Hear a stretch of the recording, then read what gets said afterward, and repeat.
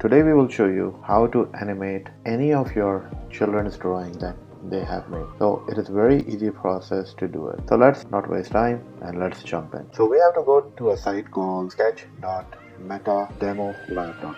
On this website, it is totally free for use, and what you need to do is you have to upload the image, whatever your child has created. Just let's upload our image from here, and let's go here.